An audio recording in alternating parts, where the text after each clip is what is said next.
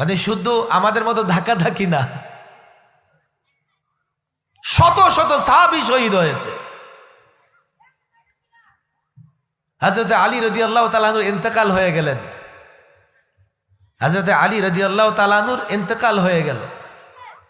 এখন হেজাজের লোকেরা হযরত হাসান রাদিয়াল্লাহু তাআলা আনহুকে খলিফা মনোনীত করলেন। ওদিকে সিরিয়ার লোকেরা হযরত মুআবিয়া রাদিয়াল্লাহু তাআলা আনহুকে খলিফা নির্বাচিত করলেন। এখন ইসলামী সাম্রাজ্যে খলিফা দুজন।